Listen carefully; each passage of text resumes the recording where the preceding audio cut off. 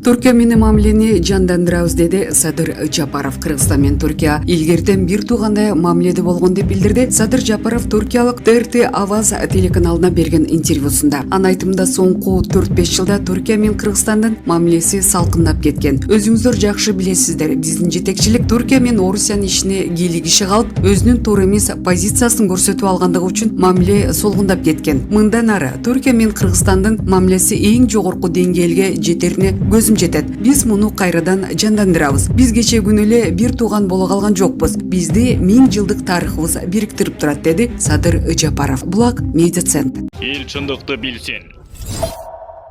Түркия Баткен облусунун калыбына келтирүүгө жардам берүүгө даяр экенин билдирди. Түрк АПАнын башкы катчысы Алтынбек Мамаюсупов 3 майда Түркияга иш сапары менен барып кайтты. Бул тууралуу маалыматты аталган уюмдун басма сөз кызматы билдирди. Жолугушуунун алкагында Түркиянын улуу улуттук кеңешинин спикери Мустафа Шентоп жана Тышкы иштер министринин орун басары Явуз Селим Кыран менен сүйлөшүү жүргөн. Эки тарап чек арада куралдуу кагылышууну талкуулады. Түркия тарап оор жоготууларга көңүл айтып, жардам берүүгө даяр экенин билдирди деп жазылат маалыматта. Булак Назар Ньюс. Жеңиш Молдохматов 5-6 октябрда биз Садыр Жапаровду жана Атамбаевди чыгарайлы деп барганбыз. Мындай пикирин Жеңиш Молдохматов баш коргоо чарасын кароо үчүн сотко кирип жатып билдирди. Молдохматов биз 5-6 октябрда Садыр Жапаровду жана Атамбаевди чыгарайлы деп барганбыз. Азыр басып алды деген айып коюлганы абсурд, деди Молдохматов. Булак Медиа Центр. Эл чындыкты билсин.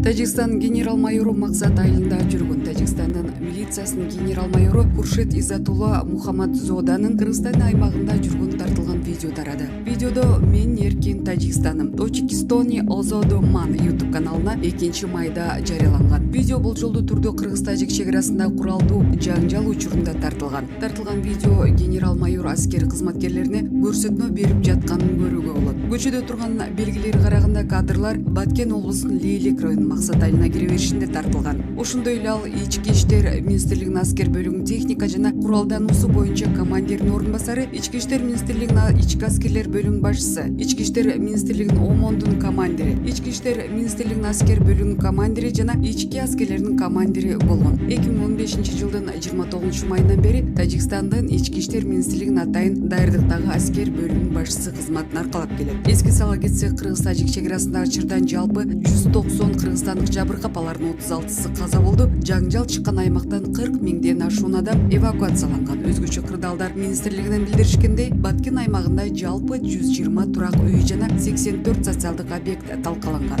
Алардын катарында 2 дарыкана, 27 май коюучу жай, 34 соода түйүнү, 5 ашкана жана 3 тойкана, мектеп, бала бакча жана аскердик бөлүкчөлөр бар. Мындан сырткары бир канча үйлөр тонолуп, короодогу малдар уурдалган. Маалымат булагы Назар Ньюс. Эл чындыкты билсин.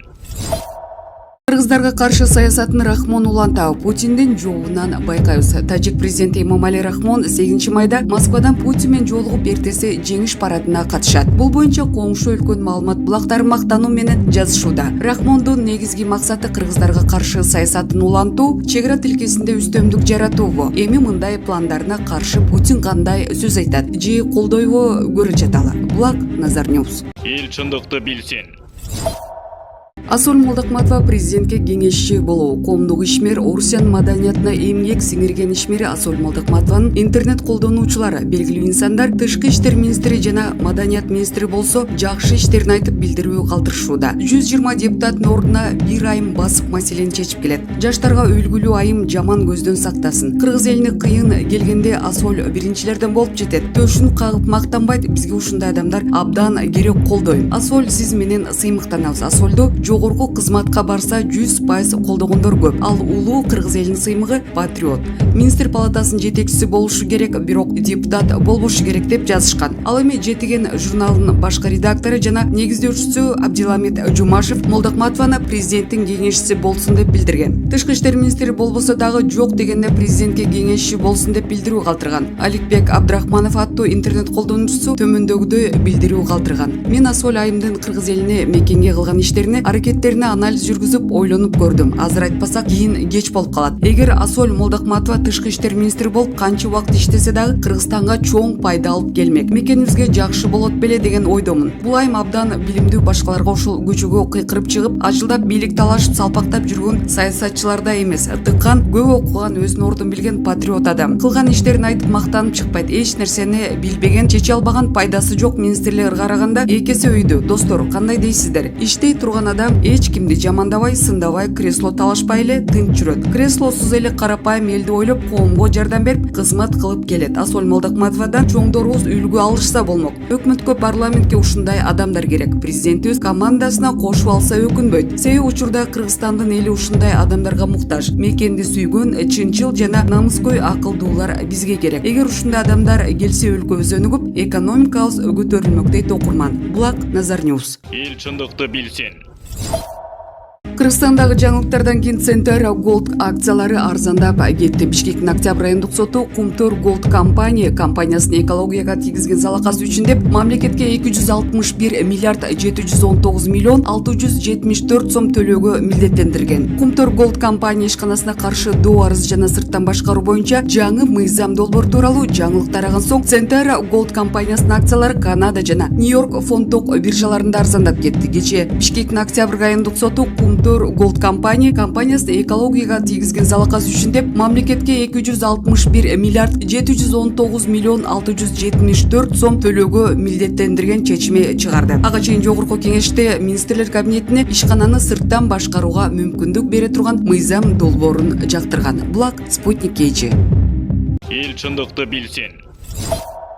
Сыймык Жапыкеев, Текебаев жана Жээнбеков менен чай ичип олтуруп калабыз. Бүгүн 8-майда Финполдун мурдагы башчысы Сыймык Жапыкеев саясатчы Равшан Жээнбеков жана Өмүрбек Текебаев менен түшкөн сүрөт тууралуу өзүнүн социалдык баракчасы аркылуу комментарий берди. Анын айтымында алар кээде чогулуп маектешип турушат. Достор, ушул кээде ойлойм, журналисттер менин жашоомду менден да жакшы билишет окшойт деп сураныч такталбаган нерсени жазбасак. Текебаев Жээнбеков менен жүрөт экен. Алар менен чай ичип олтурат деп сүрөтү менен жүрөт. Анда санда кезигип чай ичип өткөн кеткендерди сүйлөшүп олтуруп калмай жерибиз бар. Себеби билимдүү инсандар менен сүйлөшкөн башкача. Сүйлөшсөк тынч эле тарых жөнүндө сүйлөшөбүз. Эми сүйлөшсө болбойбу? Достор, дагы бир рет айта кетейин. Мага эч ким душман эмес, мен да аларга же буларга душман эмесмин. Азыр политиканы баарыбыз токтотуп, Баткенди карашыбыз керек. Экономика өнүксүн дешибиз керек. Кыскасы тытышпай жашайлы. Садыр Нуркожоевичке убакыт берели иштесин. Ар бир сөзүнө жабышпайлы деп билдирүү калтырган. Булак Назар Ньюс.